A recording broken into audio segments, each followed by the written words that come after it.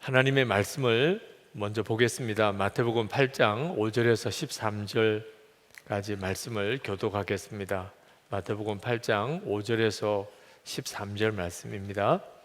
예수께서 가버나움에 들어가시니 한 백부장이 나와 간구하여 이르되 주여 내 하인이 중풍병으로 집에 누워 몹시 괴로워하나이다. 이르시되 내가 가서 고쳐 주리라. 백부장이 대답하여 이르되 주여 내 집에 들어오심을 나는 감당하지 못하겠사오니 다만 말씀으로만 하옵소서. 그러면 내 하인이 낫겠사옵나이다. 나도 남의 수하에 있는 사람이요 내 아래에도 군사가 있으니 이더러 가라 하면 가고 저더러 오라 하면 오고 내 정도로 이것을 하라 하면 하나이다. 예수께서 들으시고 놀랍게 여겨 따르는 자들에게 이르시되 내가 진실로 너희에게 이르노니 이스라엘 중 아무에게서도 이만한 믿음을 보지 못하였노라. 또 너희에게 이르노니 동서로부터 많은 사람이 이르러 아브라함과 이삭과 야곱과 함께 천국에 앉으려니와 그 나라의 본 자손들은 바깥 어두운 데 쫓겨나 거기서 울며 이를 갈게 되리라. 다 같이 예수께서 백부장에게 이르시되 가라 내 믿은 대로 될지어다 하시니 그 즉시 하인이 나으니라. 아멘. 우리 중국의 온성도 목사님 탈북자들을 돕는 사역을 하다가 중국 당국에 그것이 불법이라고 수감이 되어서 감옥살이를 하신 소식을 듣고 북한에 억류되어 있는 우리 목사님 선교사님들과 함께 기도해 왔습니다. 지난 2017년 10월 23일부터 정확히 우리 매일 합심 기도에 이름을 올려서 같이 기도를 해 왔고 1년 10개월 우리 기도한 후에 감옥에서 석방이 되었습니다. 오늘 인천공항에 도착을 하셨습니다. 아마 지금 집에 목사님 댁에서 사모님과 가족들을 만나고 있을 거라고 생각이 듭니다. 어느 집사님이 목사님 저는 저희 아버님 어머님을 위해서 매일 기도는 못하는데 생전 보지도 못한 김국기 목사님, 김종국 목사님, 최충길 선교사님, 중국의 온성도 목사님은 매일 기도합니다. 그러시는 말을 듣고 한편으로는 마음이 짠하기도 하고 너무 감사하기도 했습니다. 매일 10시에 오는 기도 제목에 계속해서 얼굴도 모르고 사정도 형편도 모르는 그런 억류도에 계신 주의 종들을 위한 기도를 그동안 해주신 교우들에게 감사를 드립니다. 하나님이 이 모든 일을 이루신 일은 어쩌면 우리에게 1시간 기도를 격려하기 위해서 오늘 그런 일을 우리에게 허락하신지 모르겠습니다. 지난 화요일에 석방이 되시고 그리고 오늘 금요일에 도착을 하고 그리고 오늘 저녁에 우리가 1시간 기도 운동을 다시 시작하는 특별한 집회를 하게 됐습니다. 하나님의 역사하심은 참 놀랍습니다. 사실 지난 꼭 1년 전입니다. 2018년 8월 24일입니다. 그날은 무슨 정신인지 모르게 1시간 기도합시다. 그날 그렇게 제가 이 자리에서 설교를 시작을 했습니다. 그리고 1시간 기도해야 되는 기도에 대한 말씀을 하나님이 감동 주시는 대로 금요일마다 전했던 것이 책으로 지금 나왔습니다. 그리고 꼭 1년 되는 지금 다시 1시간 기도 운동을 해야 되겠다 하는 마음이 들었습니다. 왜냐하면 지난번 1시간 기도 운동은 많은 분들에게 신선한 충격은 주었는데 1시간 기도해야 된다는 부담감만 남았고 실제로는 기도를 안 하는 분들이 이제 대부분이 되셨어요. 하나님이 원하시는 것은 1시간 기도해야 된다는 부담을 갖는 게 아니고 실제로 기도하는 것이기 때문에 다시 시작하라. 이제는 그때 하나님이 특별히 마음을 주셨던 메시지도 책으로 나왔으니 이제 올 연말까지 온 교회가 모든 성도들이 1시간 기도하게 하라 하는 마음을 주셔서 이번 속회 방학이 끝나면서 속회를 중심으로 해서 1시간 기도를 하려고 합니다. 교우 여러분들이 이번에는 정말 기도하리라 분명한 마음의 결단을 꼭 해주시기 바랍니다. 제 마음은 참 이상한 느낌입니다. 마치 하나님께서 저를 35년 전에 기도 훈련을 특별히 시키셨던 적이 있습니다.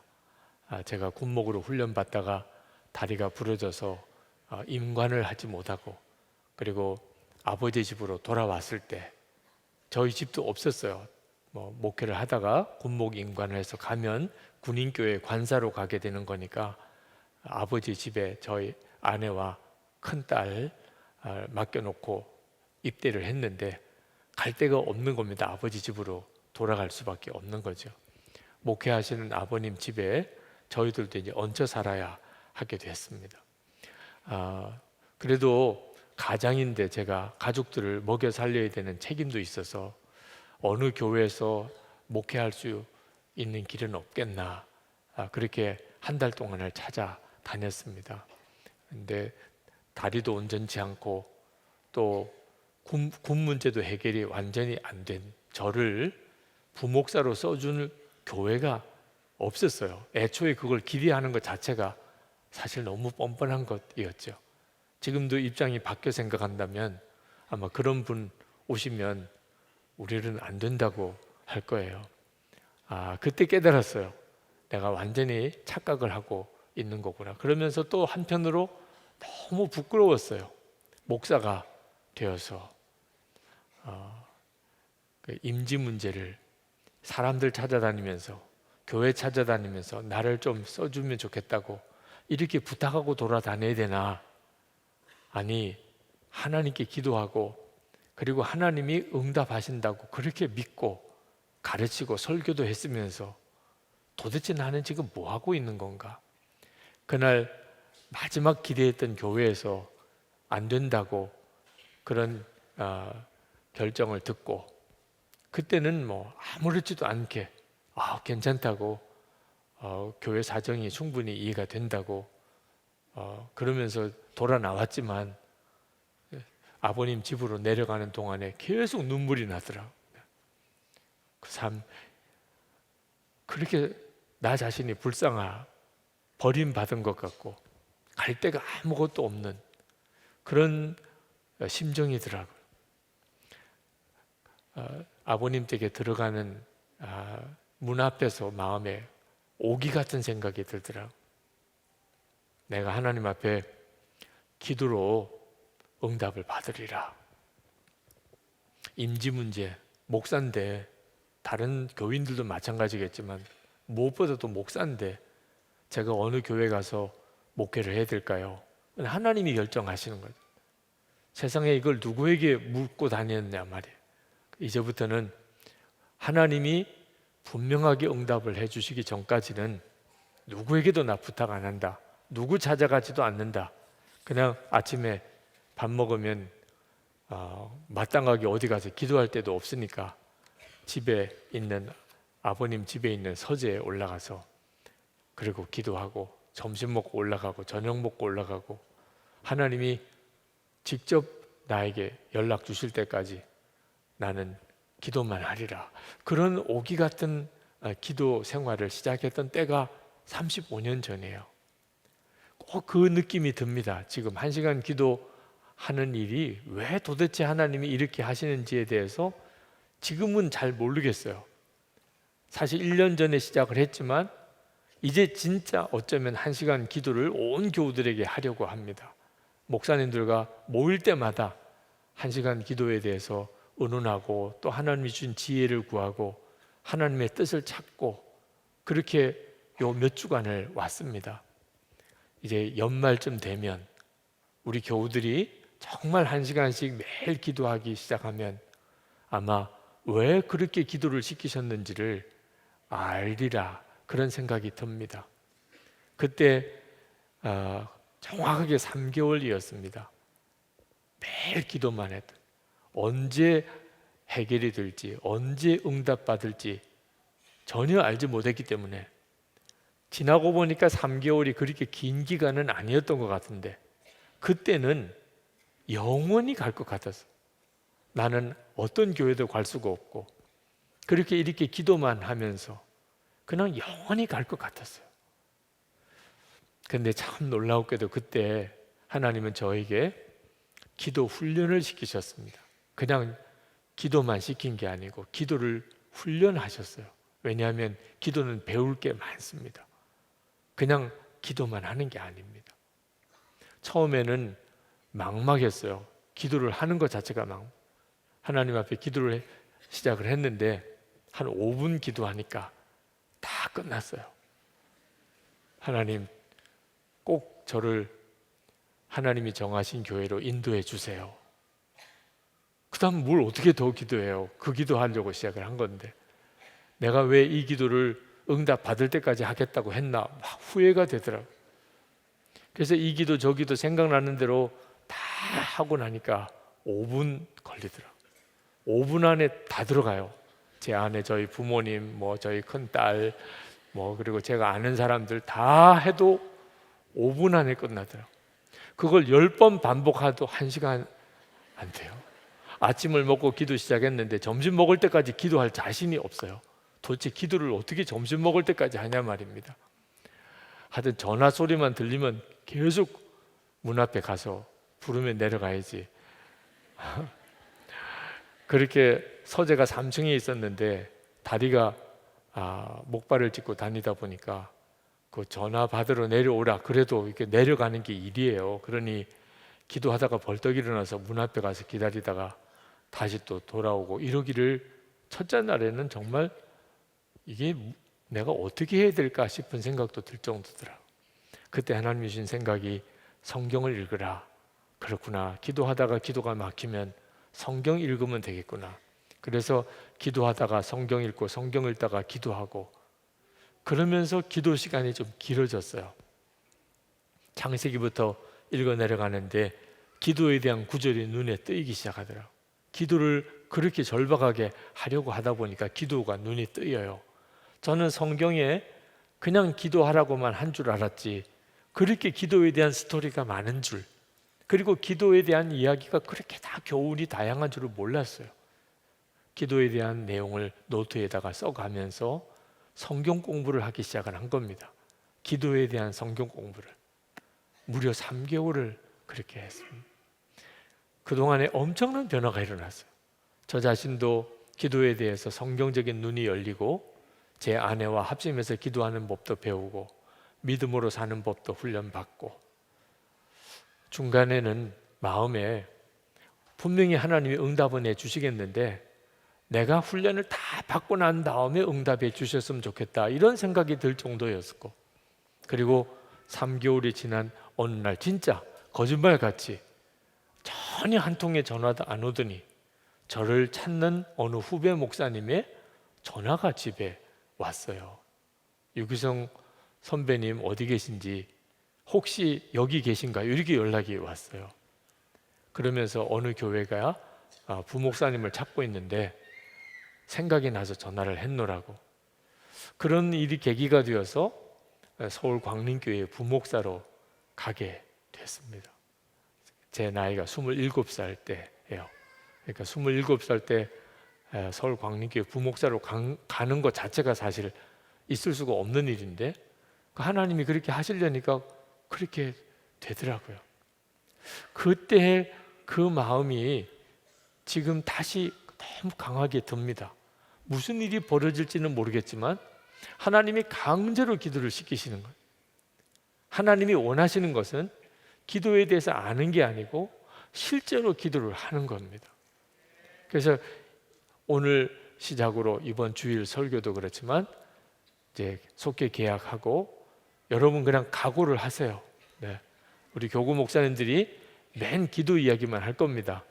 그리고 기도 하나 안 하나 그거 점검할 겁니다. 그냥 만나면 1시간 기도하세요 이렇게 물을 거예요. 그때 거짓말하지 않게 되기를. 안 했습니다.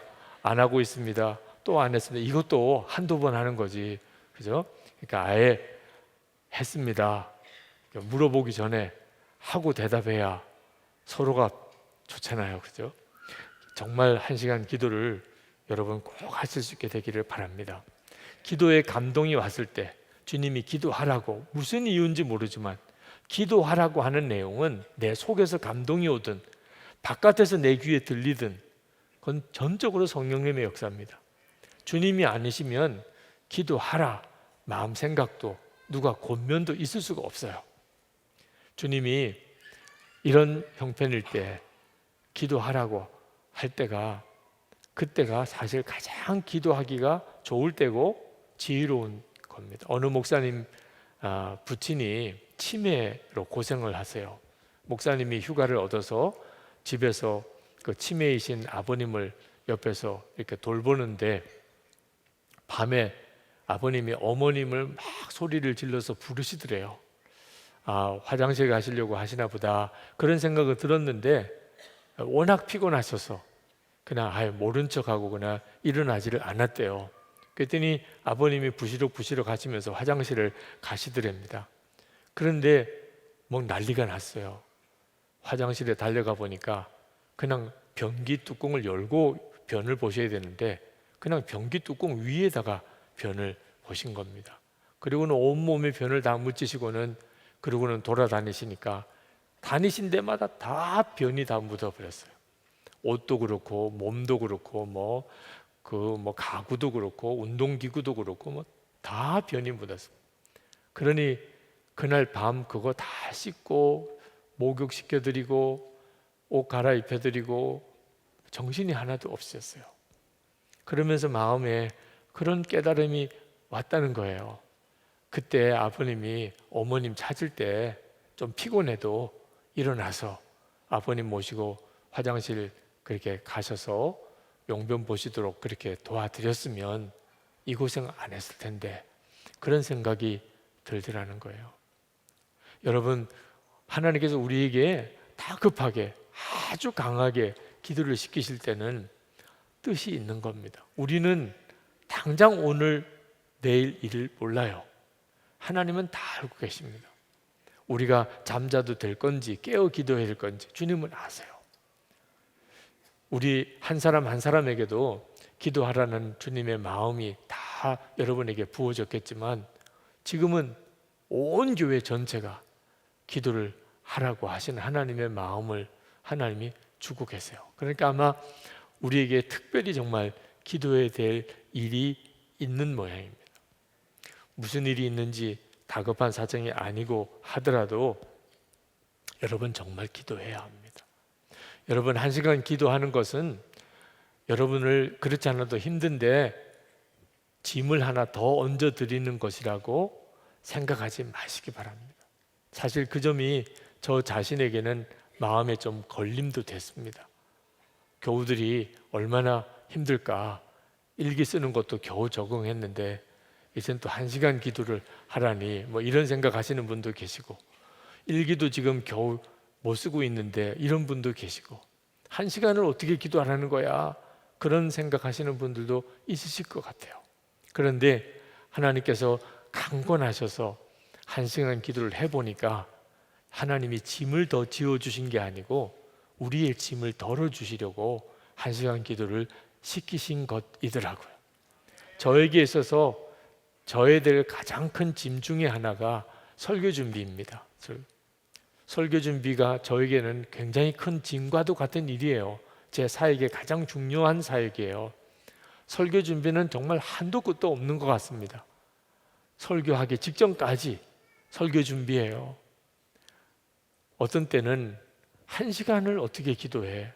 설교 준비해야 될 시간이 부족한데 그런 생각도 듭니다.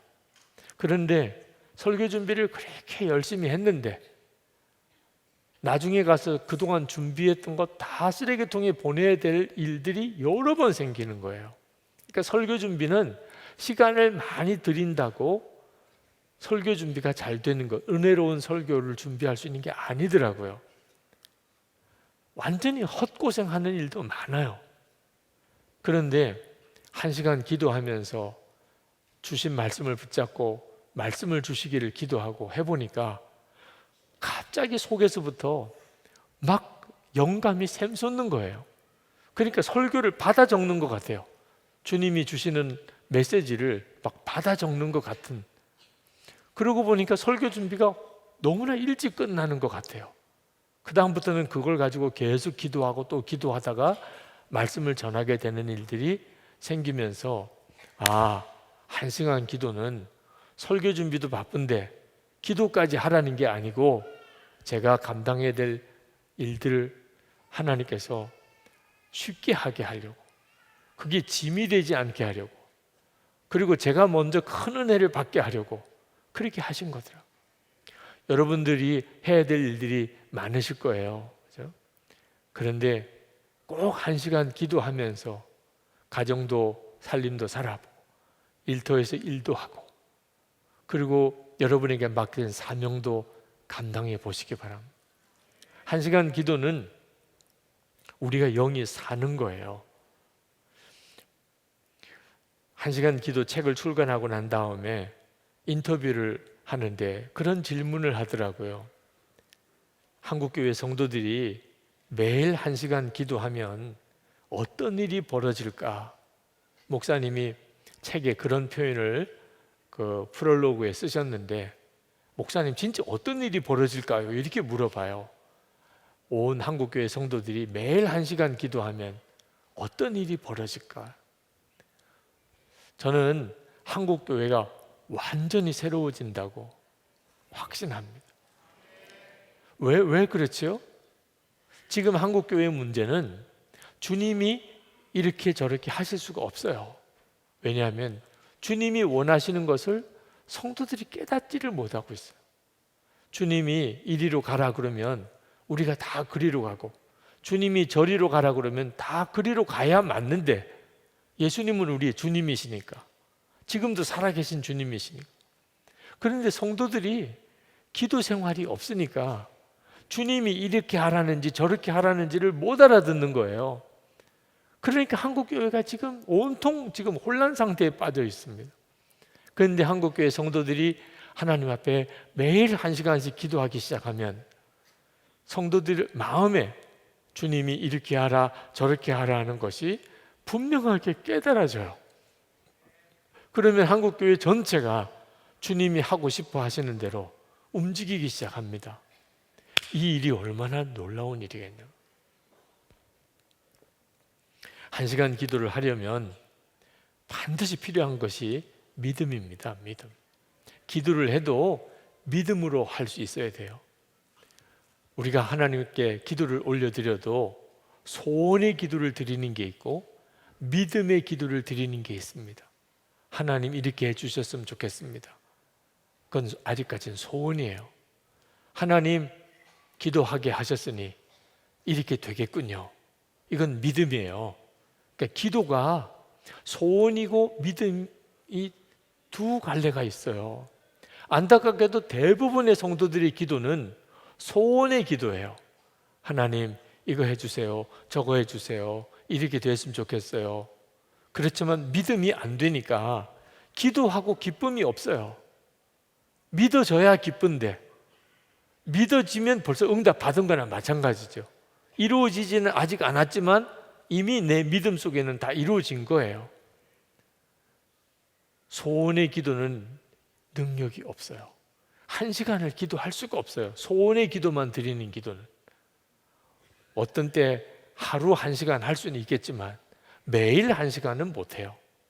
근데 믿음의 기도가 되면, 기도가 믿음이 되면, 그러면 기도는 확 열려요. 시온의 대로처럼 열려요. 그 대표적인 본문이 오늘 읽은 로마 백부장이 죽어가는 종, 그 중풍병으로 집에 누워있는 종 고쳐달라는 오늘 기도입니다. 그 백부장이 자기 하인이 중풍병으로 지금 죽어가고 있는 것을 보고 예수님께 와서 주님 우리 하인을 좀 고쳐주세요 이렇게 요청을 했는데, 예수님께서 흔쾌히 그러면 집으로 가자, 그 중풍병자를 고쳐주겠다고 가자는 거죠. 주님이 선뜻 가자고 하니까 그 백부장이 한사코 말립니다. 주님 그렇게까지 하실 필요 없습니다. 아니 하인 고쳐달라며, 아니 그냥 여기서 그 고침을 받을지어다 이렇게만 하시면 됩니다. 저도 다 위에 상관도 있고 제 밑에 부하들도 있는데 제가 다 안 움직입니다. 그냥 지휘관은 명령만 하면 됩니다. 이렇게 해라, 저렇게 해라. 그러면 다 밑에서 됩니다. 하물며 나 같은 사람도 그런데 어떻게 주님이 직접 우리 집에까지 와서 하인에게 손을 얹어서 꼭 그렇게 해야 고침을 받겠습니까? 그냥 여기서 말만 하십시오. 주님이 고침을 받을지어다 하면 고침 받을 것입니다. 예수님께서 놀리셨어요. 예수님께서. 아니, 그 믿음 좋다는 이스라엘의 제사장들, 바리새인들 다 있었지만 이런 믿음은 보지 못했다. 너무 기뻐하셨어요. 하여튼 주님이 말씀만 하시면 된다. 주님께 부탁드렸으니 이미 이루어진 거나 마찬가지다. 이런 믿음, 그래, 내가 고친 게 아니고 내 믿음이 그 아이를 고쳤다. 그러면서 그냥 그 즉시 고침을 받았어요. 오늘 이 본문에서 기도를 우리가 1시간 기도를 해도 믿음으로 기도하는 일이 반드시 필요하다는 것을 깨닫게 됩니다. 그리고 이번에 정말 우리가 1시간 기도를 하되 믿음으로 하게 되기를 축복합니다. 그러니까 믿음으로 해야 1시간 기도도 매일 할 수 있고 또 실제로 그 기도에 역사도 일어나게 됩니다. 기도하지 못하는 이유는요, 하나님께서 기도하면 역사하신다는 게 안 믿어지니까 안 하는 거예요. 안 믿어지니까. 다 그런 일이 일어나겠어? 나도 기도한다고 무슨 그런 역사가 일어나겠어? 이렇게 생각을 하니까 기도를 실제로 안 하는 거예요. 진짜 믿어지면, 기도하면 반드시 하나님 역사하신다. 정말 믿어지면 세상에 기도보다도 더 좋은 방법이 어디 있나요? 그러니까 안 믿어지니까 기도를 안 하는 거예요. 기도와 믿음은 밀접하게 관련이 있습니다. 하나님께서 이렇게 꼭 기도를 해야 역사하신다. 그게 정말 믿어집니까? 여러분들 중에도 안 믿어지는 분이 있을 거예요. 오늘도 이렇게 성령 집회 오시기는 했지만 정말 하나님이 기도하면 하나님이 역사하실까? 특히 내 문제 속에서도 역사하실까? 그게 아직도 제대로 안 믿어지는 분. 제대로 안 믿어지니까 기도를 안 하는 거예요. 오늘도 와서 그냥 말씀에서 은혜만 받고 돌아가시는 분들도 많습니다. 실제로는 기도가 안 되는 분이에요. 이유는 믿음이 없는 거예요. 그런데 정말 기도하면 그렇게 하나님 역사하실까? 믿을 수 있는 근거가 있어요. 그게 뭐냐면 성경이에요. 성경을 읽어보면 계속해서 하나님께 기도하고 하나님이 역사하신 기록이 이 성경 속에 가득합니다. 기도하고 역사하시고 기도하고 역사하시고. 하나님께 기도하면 이건 엄청난 일이 벌어져요. 인생 자체가 뒤집어져요. 성경 보니까 알 수 있어요. 만약에 성경을 못 믿겠다, 그러면 저도 방법이 없어요. 그냥 나중에 하나님 앞에 갔을 때 껄껄 하는 수밖에 없는 거예요. 그때 기도할 걸. 성경을 보니까 기도하면 역사가 일어나는구나. 그러면 충분한 거죠. 내가 실제로 경험은 안 해봤지만 반드시 그렇게 되겠구나. 그래서 가슴이 막 떨려요. 내가 지금까지 기도는 제대로 못했어. 하나님 앞에서 솔직히 기도했다고 말할 수는 없어. 이 핑계 저 핑계 대고 이 사정 저 사정으로 기도 안 하고 그동안 살아왔었어. 근데 기도하면 인생이 뒤집어지는구나. 성경에 맨 기도하고 응답받는 역사구나. 그러니까 진짜 확실한 일이구나. 이렇게 믿어지는 순간에 기도 자리로 막 달려 나오게 되는 거예요. 그때부터 기도가 되는 거예요. 믿음이 나를 기도하게 만드는 거예요. 하나님께서 우리가 정말 믿음으로 기도하기 시작하는 것을 정말 기뻐하세요.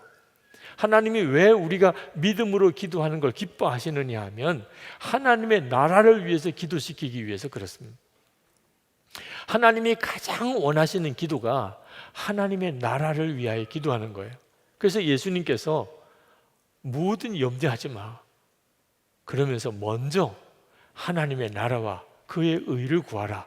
그렇게 말씀하셨어요. 그러니까 예수님께서 우리에게 기도를 시키시는 기도 중에 가장 중요한 기도가 하나님의 나라를 위한 기도예요. 그래서 우리가 성령 집회 때 모여서도 합심 기도의 첫 번째가 하나님의 나라를 위해 선교 완성을 위한 기도를 첫 번째 드리는 거예요. 매일 합심 기도도 제일 첫 번째 기도가 하나님 나라가 속히 이 땅에 임하게 해달라고 기도하는 거예요. 주님이 그렇게 하라고 하셨으니까. 그런데 그 하나님의 나라가 세상 없이 우리에게는 막연해요. 가본 적이 없잖아요. 갔다 오신 분 있나요?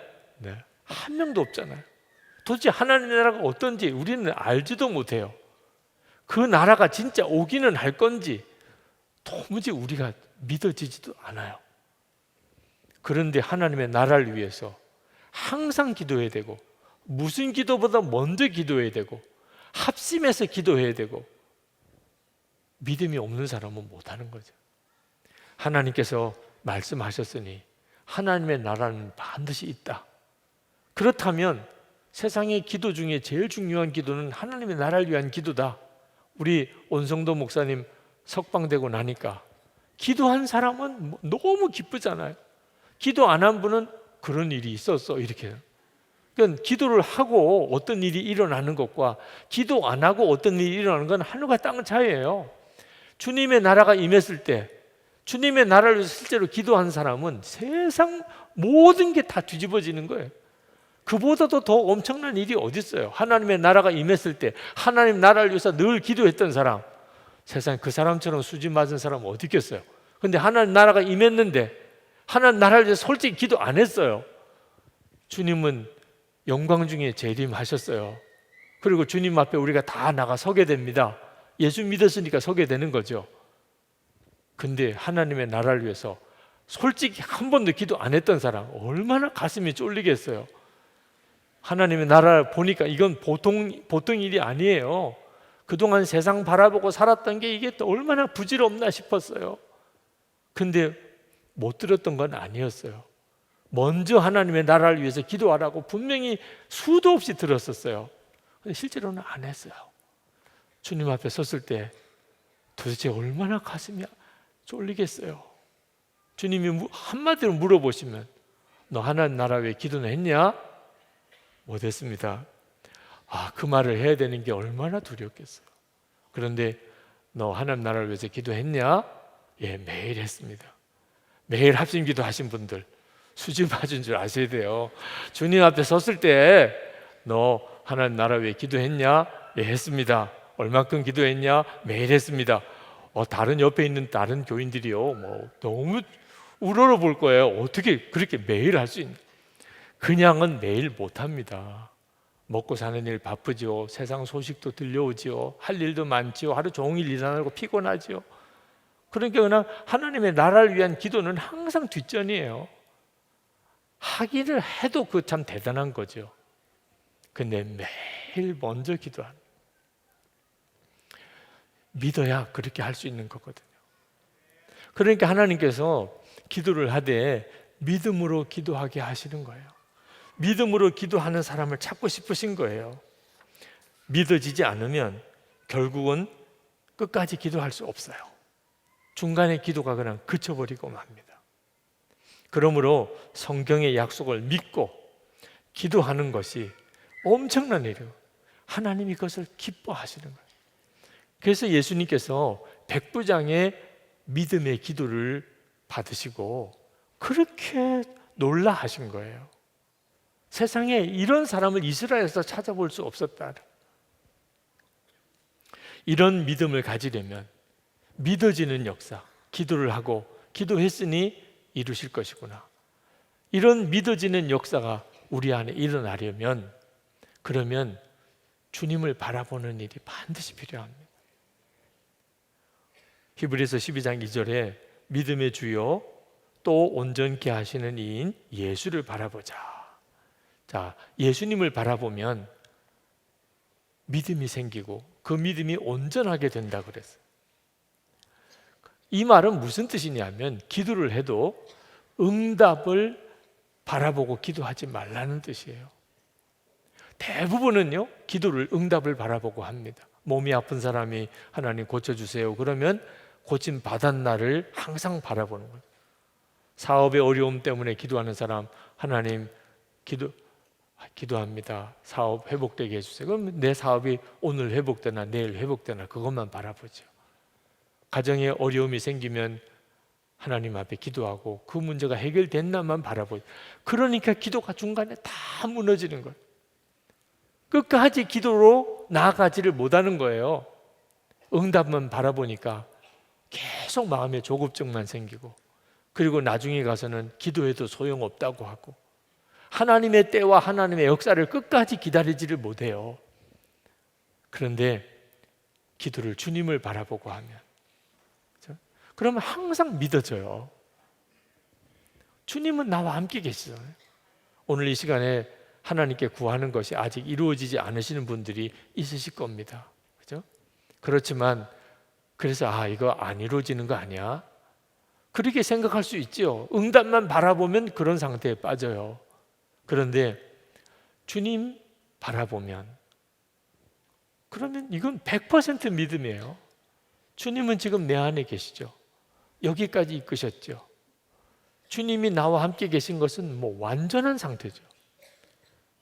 우리가 찬양을 하고 그리고 함께 뜨겁게 기도하는 모든 것이 다 우리 안에 주님이 계셔서 우리로 그렇게 하게 하시는 거예요. 그러니 믿음 안에 견고하게 사는 거예요. 그래서 믿음으로 기도를 하게 되는 거예요. 백부장이 종이 다시 그 고침을 받을 것이라고 하는 것보다 백부장에게 있어서는 예수님의 존재가 훨씬 컸어요.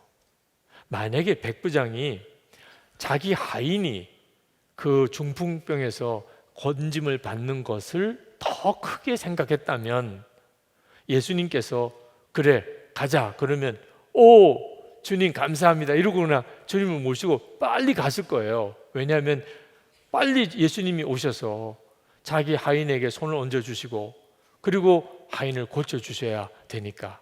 실제로 예수님을 모시고 가는 것 같지만 백부장 마음속에는 하인이 고침받는 게 훨씬 더 큰 문제인 거예요. 예수님께서 오셔서 빨리 우리 하인에게 손 얹어주시기를 바라는 마음이었을 거 아니겠어요? 근데 백부장은 전혀 다르게 반응합니다. 어떻게 주님이 굳이 우리 집에까지 오십니까? 아니 굳이 그렇게 하실 필요가 없잖아요. 주님은 어떤 분이신데 감히 우리 집에 어떻게 오십니까? 그냥 말씀으로 하세요. 고침을 받을지어다. 이렇게만 하셔도 됩니다.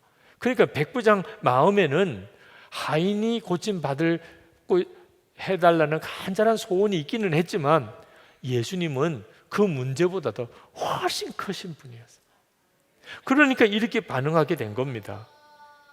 여러분, 우리에게 필요한 게 바로 꼭 이 믿음이에요. 우리가 다 기도 제목이 있으시잖아요. 하나님이 이렇게 저렇게 해결해 주었으면 좋겠다는 마음이 있잖아요. 그렇지만 그 문제를 해결해 주신 주님이 내가 가지고 있는 문제보다도 훨씬 크신 분이에요.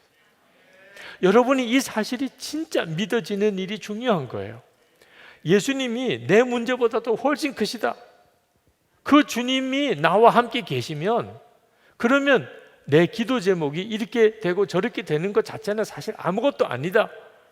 주님은 나보다도 훨씬 지혜로우시고 내 문제에 대해서 더 정확히 알고 계시고 어떤 게 나에게 유익한지 너무 잘 아시니 주님께 결정을 완전히 맡겨버려요. 이 일이 지금 이루어지든 내일 이루어지든 아니면 혹시 안 이루어지더라도 아무 문제가 안 돼요.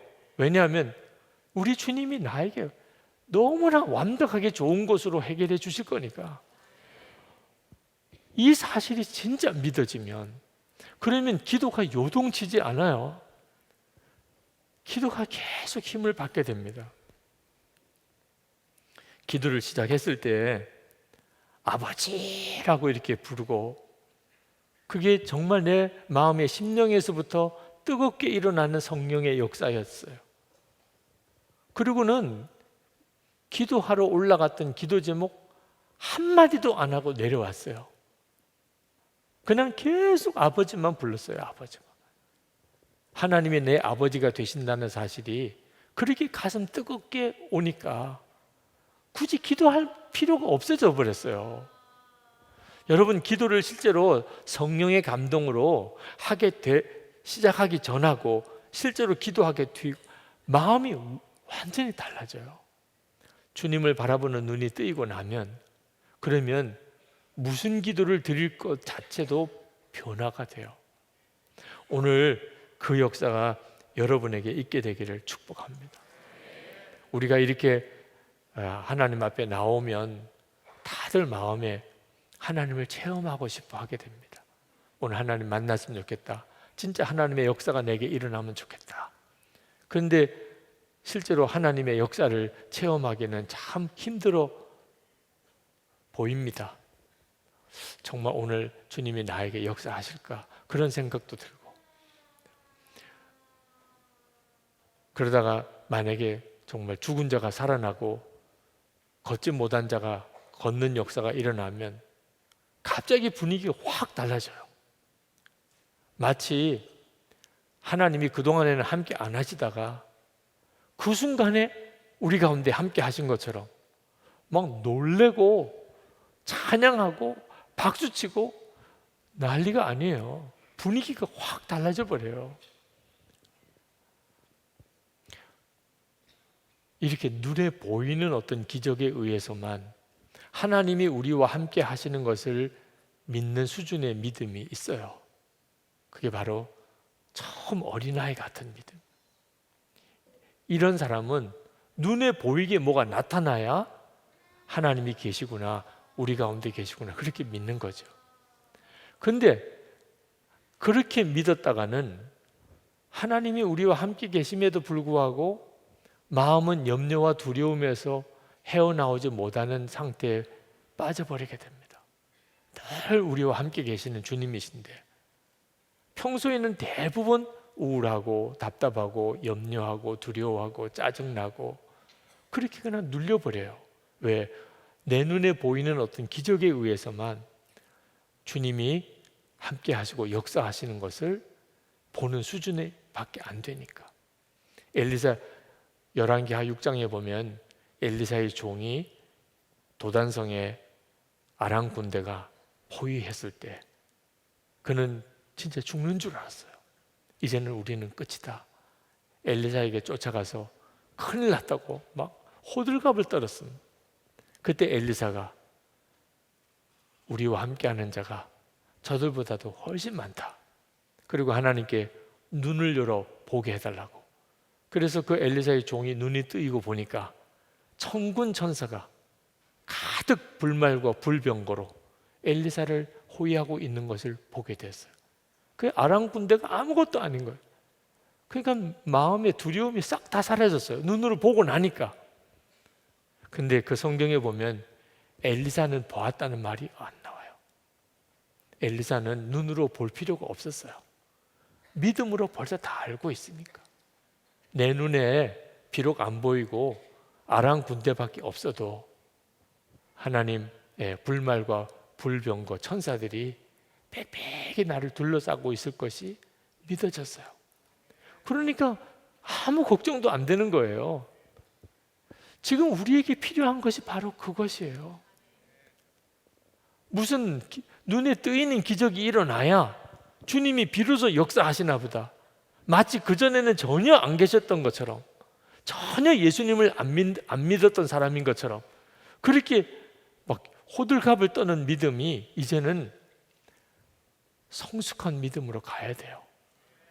눈에 보이는 것에만 의존해서 하나님을 믿으려면 1시간 기도 못해요. 우리가 하나님 앞에 정말 나가서 온전히 기도하려면, 그러면 우리 속에 주님이 두세 사람이 내 이름으로 모인 곳에 나도 그들 중에 있느니라 말씀하셨거든. 그러면 그냥 아멘인 거예요. 내 눈에는 지금 안 보여요. 여러분은 지금 보이시나요? 주님이 우리 가운데 계신 걸?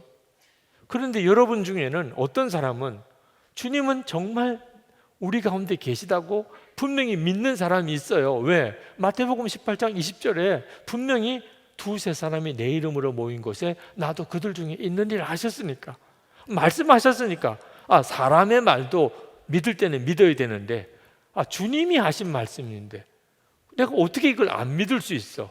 그러니 주님은 지금 여기 계셔, 지금 우리와 함께 계셔, 이렇게 믿는 사람이 있고, 그 믿음은 기도를 완전히 다르게 만들어요. 그런데 안 보이는데 있는지 아닌지 어떻게 알아? 있나 보지 뭐. 목사님 옆에 계시나? 내가 여기 와 있는 건 알까? 이런 정도의 수준으로 생각하시는 분도 있을 수 있죠. 그러니까 기도가 다른 거예요. 오늘 우리에게 필요한 것은 정말 하나님이 약속하신 그 말씀을 그대로 이루셨다. 지금 주님은 우리와 함께 계십니다. 내가 지금 마음이 속이 뒤집어져 있는 상태예요. 내 마음은 정말 두려움과 염려가 너무 많고 지난 한 주간 동안 엉망으로 살았고 상관없어요. 주님의 약속의 말씀이 중요한 거죠. 지금 내 상태에 따라서 주님이 계시고 안 계시고가 아니에요. 말씀에 따라서 주님이 계시고 안 계신 거.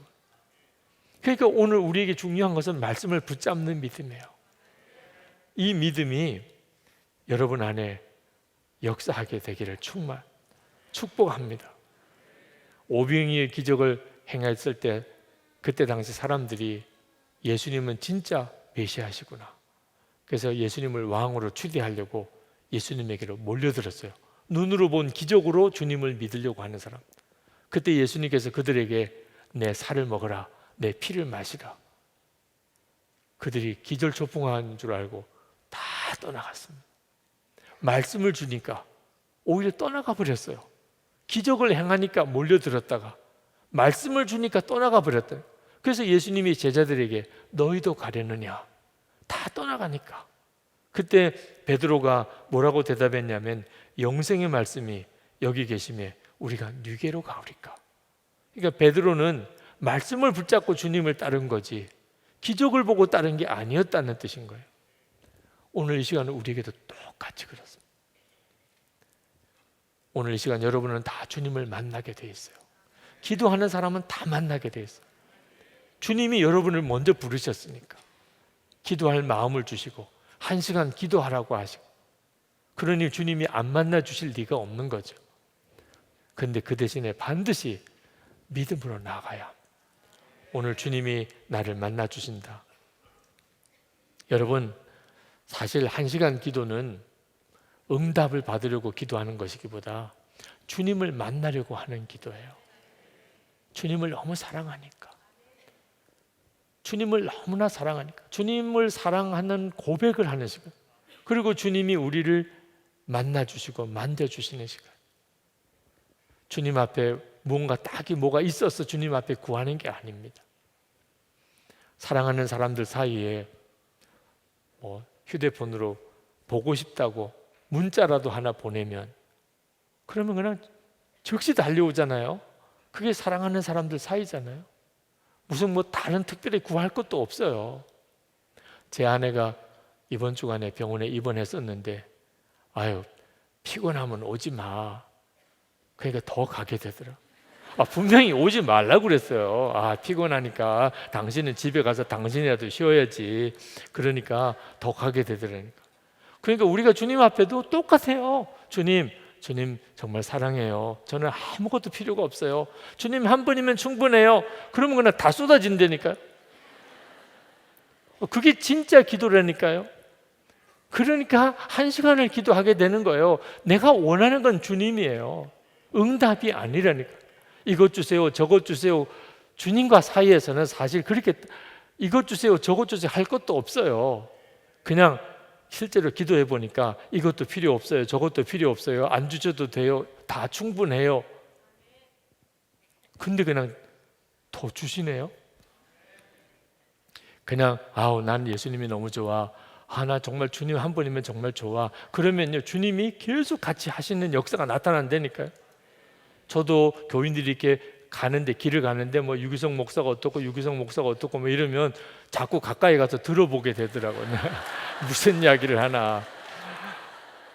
아니, 사람 목사도 그런데 여러분, 주님을 체험하는 방법은 너무 간단해요. 계속 누구에게도 난 예수님이 너무 좋아, 난 예수님이 너무 좋아, 난 너무 좋아, 정말 나는 정말 주님의 사랑에 푹 빠졌어, 나는 진짜 아무것도 이제는 바랄 게 없어, 예수님 한 분이면 나는 소원이 이제는 더 이상 없어. 자꾸 그래 보세요. 그러면 정말 뜨겁게 부어주세요, 주님의 은혜가. 그러니까 1시간 동안 뭐 기도할까? 그냥 그 기도하는 거예요. 난 계속 주님이 좋아요. 너무 주님 사랑스러워요. 난 주님 한 분만 좋아요. 나는 이제 10분 동안 그냥 가만히 주님 품 안에 안겨 있을 거예요. 주님 무릎에 그냥 앉아 있을 거예요. 뭐 이렇게 하는 거예요. 주님과 정말 데이트하는 거죠.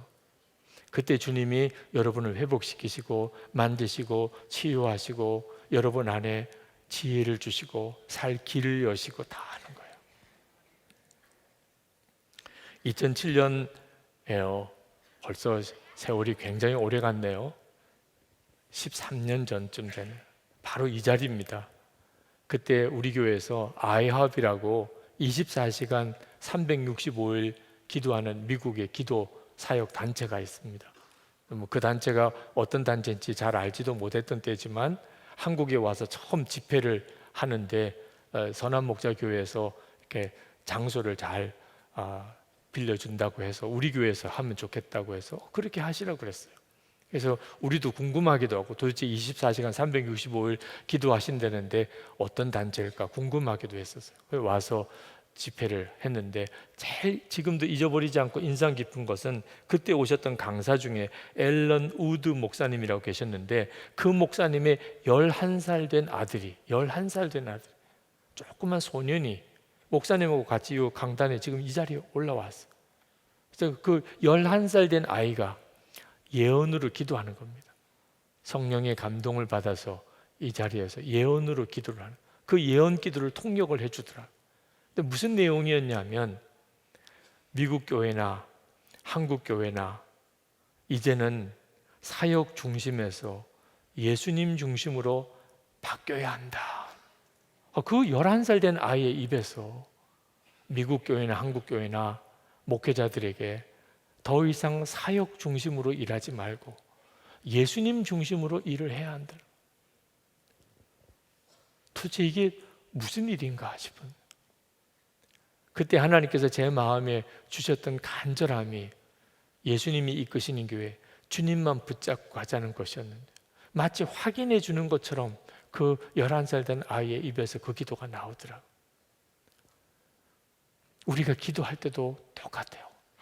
매일 1시간 기도하자는 내용은 한마디로 일기를 써가면서 매일 주님을 바라보는 것과 함께 이제는 1시간 기도하면서 실제로 주님과 만나고 실제로 주님을 체험하고 주님을 사랑하고 그리고 주님과 함께하는 삶을 이제는 진짜 살아보자는 거예요. 중보기도자였던 리즈 하워즈가 세운 웨일즈 성경학교 1936년입니다. 세계 제2차 대전 중이에요. 근데 그들이 하루는 예배를 드리려고 강당에 모였는데 성령의 임재가 모두 느껴졌어요. 자, 이건 대단히 중요한 일인데 앞으로 하나님이 이 일을 하실 거라고 생각이 들어서 여러분에게도 말씀을 드립니다. 지금 이 시간에 이렇게 집회에 참석하신 분 중에 어떤 분은 성령의 임재를 느끼는 분이 있어요. 오늘은 정말 이상해. 정말 너무너무 이상해. 찬송도 특별하고 기도도 그렇고 말씀도 그렇고. 그런데 바로 그 옆자리에 앉은 사람은 전혀 그렇지 않을 수가 있어요. 그 옆자리에 앉은 사람은 막 짜증 충만해요. 네. 그럴 수 있다니까요. 그런데 웨일즈의 그 성경학교에서의 체험은 어떤 것이었냐면 모든 사람이 다 성령이 임하여 지금 성령이 우리 가운데 임하시는구나 하는 것을 느꼈다는 거예요. 이게 부흥이에요. 당신도 그래? 나만 그런 거 아니고 맞아, 지금 나도 그래. 이런 일이 지금 우리 한국 교회에 필요해요. 모든 사람이 주님의 임재를 함께 느끼는. 그런데 성령께서 임하시는데 모두가 같이 빛이 비추는 것을 느꼈어요. 근데 그 빛이 너무나 정결한 빛, 순결한 빛이라고. 빛도 무슨 순결한 빛이 있나요? 그들의 속마음을 확 다 열어 보여주는. 그러니까 모든 사람이 자기 속에 뭐가 들었는지를 갑자기 다 깨닫게 된 거예요. 속에 온갖 타락한 마음, 은밀한 죄, 육신의 정욕, 교만한 마음, 이기심. 그 웨일즈 성경학교에 신학생들처럼 모여있는 거룩한 성도들입니다. 근데 그들 속에는 온갖 더러운 게 있는 게 마치 공개된 장소에 드러나는 것처럼 다 드러나게 하는. 그러니까 여기저기서 막 울기 시작하는 겁니다. 자기 실상을 보니까 너무너무 애통하는 거예요. 다 울음받아요. 얼마나 간절히 울었는. 그때 주님의 음성이 그들에게 들리기 시작합니다. 내 몸 안에 살고 있는 것이 누구냐? 참으로 내 몸 안에 살고 있는 게 누구냐? 예수님이라고 했는데 내 속에 정욕, 이기심, 은밀한 죄, 교만, 그런 것들이 내 속에서 내 주인 노릇을 하고 있다는 게 드러나면서 완전히 뒤집어지는 역사가 일어나고, 그게 그 웨일즈 성경학교의 강력한 부흥의 시작이었어요. 1시간 기도 운동을 통해서 저는 하나님이 이 일을 우리 가운데 준비시키신다고. 우리가 각자 매일 1시간씩 기도하려고 하면, 그러면 여러분 안에 주님이 주인이 되심이 분명해지기 시작. 여러분이 집에 있을 때나 직장에 있을 때나 교회에 올 때나 항상 정말 주님이 너무나 분명해지게 돼요. 그럴 때 속회에서 모이든 또는 이렇게 전체가 모이든 수요 예배 때든 새벽 기도회 때든 언제 어느 순간에 어느 집회 때 그 일이 시작이 될지 모르겠지만 참석한 모든 이들이 강력하게 주님의 임재를 경험하는 역사가 나타나기 시작하면서 주님은 우리 가운데 일하기 시작하시는구나. 모든 부흥의 역사를 다 찾아봐도 아주 작은 기도 모임에서 그들 모두가 다 주님을 경험하기 시작하면서부터 부흥이 일어났어요. 그 일을 준비하자는 거예요. 목사님, 저는 그런 데서 빠지고 싶어요. 그런 분들만 빠지세요. 그런 분들 안 하셔도 돼요. 근데 목사님, 저는 정말 진짜 하나님의 부흥을 경험하고 싶어요. 제가 원하는 것은 이것도 되고 저것도 이루어지는 게 아니에요. 제가 진짜 원하는 것은 주님을 내가 정말 알고 싶은 거예요. 제 안에 거하시고 그렇게 주님과 동행하는 내가 그 삶을 살고 싶은, 그 나머지는 주님께 다 맡겨버렸어요. 제가 원하는 건 주님밖에 없어요. 여러분이 정말 그 마음의 소원을 가지신다면 그러면 1시간 기도를 하십시다. 네. 여러분들을 도와드리겠어요. 반드시 1시간 기도하실 수 있게 됩니다. 한 6개월 정도 이제 지나게 되겠는데 여러분 개인의 삶, 우리 교회 전체 영적 분위기 완전히 바꿔지게 됩니다. 함께 따라오시는 분들은 그 은혜를 누리겠고, 그렇지 못한 분들은 아마 가슴을 치는 일도 있을 수 있겠어요. 우리 찬송하고 기도하겠습니다. 전능하신 나의 주 하나님은, 우리 그 찬송 같이 부르시겠습니다.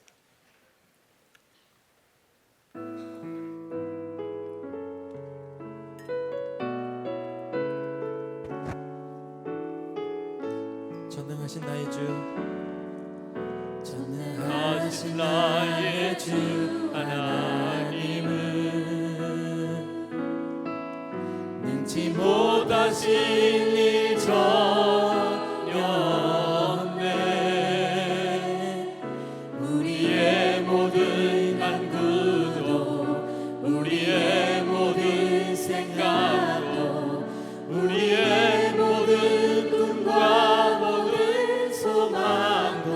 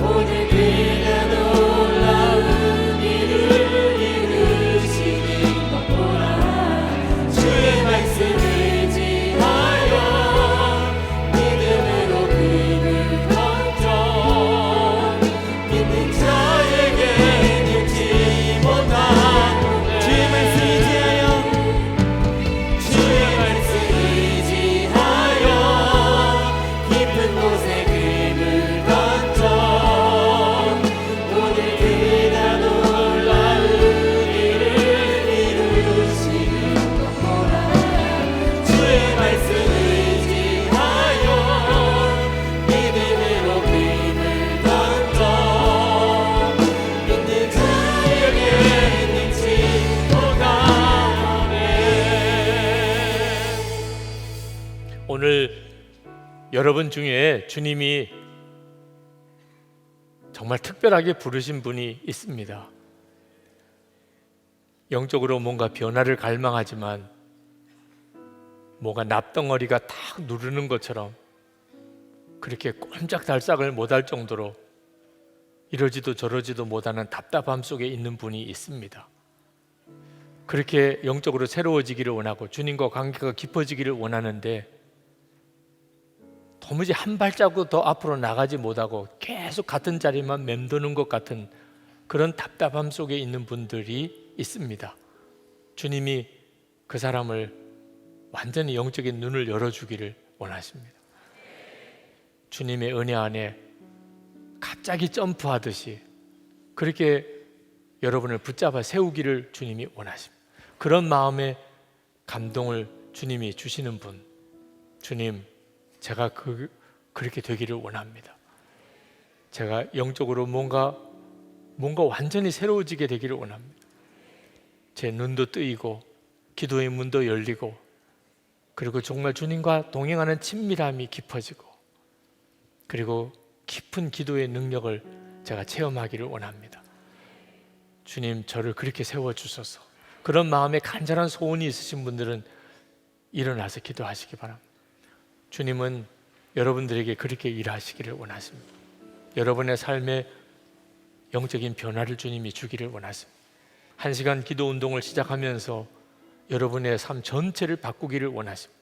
이제는 그동안에 말씀으로 주셨던 것들을 실제로 경험하게 하시기를 원하십니다. 주님, 제가 여기 있습니다. 주님의 부르심 앞에 제가 반응하겠습니다. 제 삶에 예수님이 완전히 다른 분으로 바꿔지게 되기를 원합니다. 살아계시고 정말 함께 계시고 늘 동행하시고 기도하면 주님의 보좌 앞에 바로 나아가게 되고 주님의 말씀하시는 것이 생생히 들려지게 되고 주님이 좌로 가라 우로 가라 명확하게 주님이 역사하심을 그렇게 경험하며 살기 원합니다. 우리 주여 부르짖고 기도하겠습니다. 주여! 할렐루야. 놀라운 하나님, 크시고 놀라우신 하나님, 은혜 위에 은혜를 더하시고 하나님의 능하신 은혜의 우리를 잡아주시기를 원합니다. 아버지 하나님, 기도의 경험하는 하나님 사로잡아주옵소서. 하나님의 은혜, 하나님의 은혜를 잡아주시고 하나님의 은혜가 차고 넘쳐나게 하여 주시옵시고 죄악 가운데 반복적인 죄의 문제로 나의 신음하는 영혼에게 주의 보혈로 깨끗하여 회개의 영을 불어넣어 주셔서 주님 앞에 회개하며 나아갈 때 주께서 허락하여 주는 기도의 부흥을 경험케 하여 주시옵소서.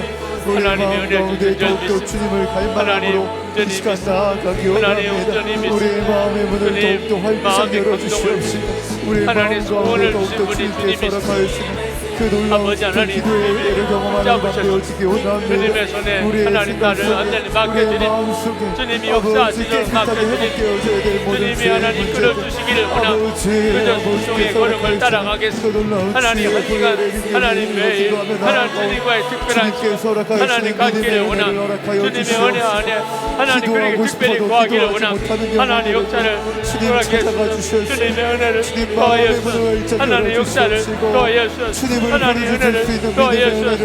하나님의 충만하심으로 하나님의 은혜 역사로 아버지 하나님 들어주시기를 원합니다. 나의 주 나의 하나님 은혜를 주신 하나님 구하신 하나님 구별하신 하나님 세워주신 하나님 주님의 역사를 감사합니다. 이제는 아무것도 원하지 않습니다. 주님, 저에게 더 이상 어떤 것도 주님 더 필요하지 않습니다. 주 예수님만 원합니다.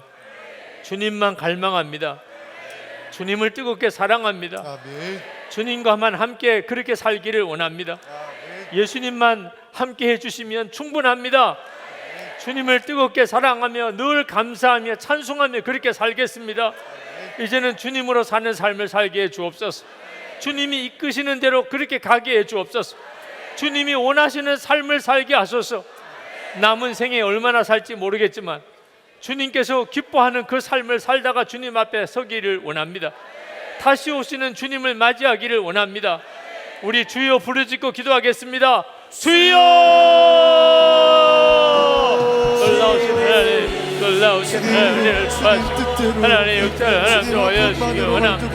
놀라우신 주님, 은혜의 주님, 함께 하시는 주님, 은혜를 믿습니다. 하나님 믿습니다. 은혜로우신 하나님, 놀라우신 주의 은혜를 하나님 역사하시는 다양한 아버지 하나님, 주님 앞에 통하고 주님의 은혜 안에 더 달려가기를 원합니다. 하나님 역사하심을 더 원하게 해주시기 원합니다. 아버지 하나님, 한 사람도 하나님 배우 한 사람도 하나님 버리지 않으시고 한 사람도 포기하지 않으시고 하나님 함께 하시고 역사하시는 주님, 주님의 일을 믿습니다. 주님의 역사를 믿습니다. 하나님의 행하심을 믿습니다. 갈급하고 사모하는 사모함을 하나님 갈급하시고 주님 기도하시고 하나님 은혜로 사로잡아 주시기만을 원합니다. 나의 하나님, 나의 아버지, 그 가운데를 도하신 하나님, 놀라우신 아버지, 은혜를 도하신 아버지, 역사하신 하나님, 충만하신 하나님, 힘을 더하여 주신 하나님, 은혜 주신 하나님, 주님만 원합니다. 하나님 주님만 그렇게 사랑합니다. 하나님 주님만 하나님 원합니다. 주 예수님이면 충분합니다. 주 예수님이면 충분합니다. 주님만 원합니다. 주님의 사랑만 원합니다. 주님의 은혜만 원합니다. 더 기쁜 하나님의 자리로 더 주님의 은혜의 영으로 주님 이끌어 주셔서 그 일을 겨주셔서 하나님 역사하셔서 나의 하나님, 나의 주님 주셔서 하나님, 하나님 주님 더 깊은 기도로 나를 이끌어 주소서. 지금 이곳에 하나님의 나라가 임하게 하소서. 주님 이곳을 통치하소서. 주님 내 마음을 완전히 다스리소서. 제가 주 예수님을 정말 왕으로 섬기겠습니다. 이제는 주님과만 살기를 원합니다. 매일 1시간 주님 앞에 기도하는 시간을 가지며 그렇게 주님과 동행하는 삶 살기 원합니다. 다니엘처럼 그렇게 바벨론에서 살기를 원합니다. 갈급한 분들은 강단에 올라오셔서 기도하셔도 됩니다. 오늘 밤에 정말 주님으로부터 완전한 응답을 받고 주의 충만하심을 경험하고 돌아가게 되기를 바랍니다. 안수기도 받으실 분들, 기도가 정말 답답한 분들, 오늘 정말 하나님의 역사가 필요하신 분들, 목사님들께서 안수기도로 섬겨주시겠습니다. 아랫단으로 내려오셔서 기도하시기 바랍니다. 우리 주여 3번 부르짖고 기도하겠습니다. 주여!